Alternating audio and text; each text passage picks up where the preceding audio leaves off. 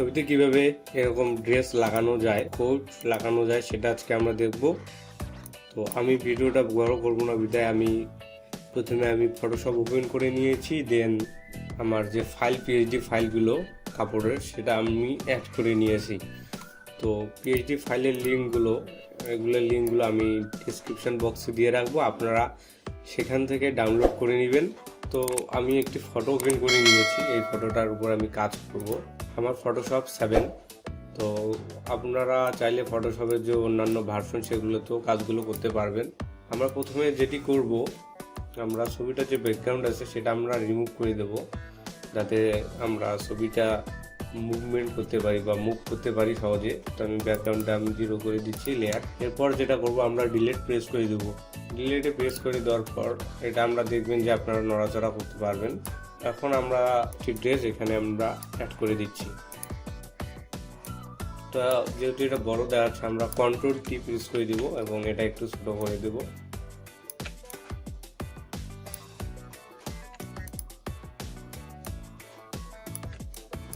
তো দেখতে পাচ্ছেন এটা একটু ছোট হয়ে আসতেছে।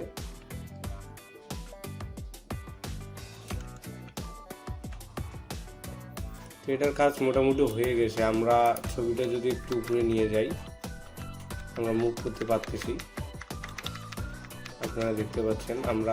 আমরা বেশি এতটুকুই নিব।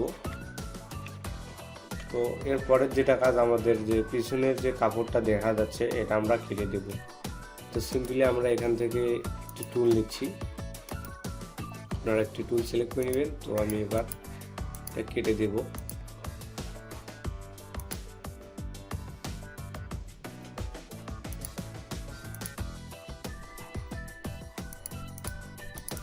তো এখানে একটি বিষয়, আপনি যেটা কাট করবেন, আমরা যেহেতু লেয়ার 0-তে ছবিটা আছে, লেয়ার 0 সিলেক্ট করে দিয়ে কিন্তু মার্ক করতে হবে, নাহলে কিন্তু কাটা যাবে না।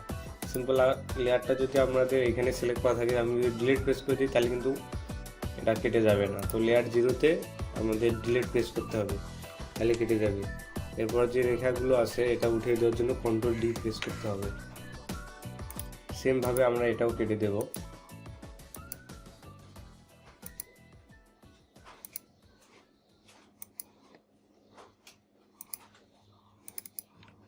তো আমি আবারও ডিলিট প্রেস করছি। এরপর আমি একটু জুম আউট করে নিলাম। এরপরের যেটা কাজ, আমাদের ব্যাকগ্রাউন্ডে কালার দিয়ে দিতে হবে। তো আমি কন্ট্রোল শিফট ই প্রেস করে যে লেয়ার 2টা আমরা অ্যাড করে দিলাম। এরপর আমি ম্যাজিক টুল নিয়ে এখানে সিলেক্ট করে দিচ্ছি। এরপর আমি ব্যাকগ্রাউন্ডে একটি কালার দিয়ে নিব। আপনারা আপনাদের ইচ্ছা মতো একটি কালার নেবেন। তো নিলাম। এরপর কন্ট্রোল ব্যাক স্পেস আমরা একটু প্রেস করব, তাহলে কিন্তু চলে আসবে। তো আমরা গ্রেডিয়েন্ট টুল দিয়ে কাজটা করতে পারি, অন্য ব্যাকগ্রাউন্ড দিতে পারি। তো গ্রেডিয়েন্টে যদি ক্লিক করি,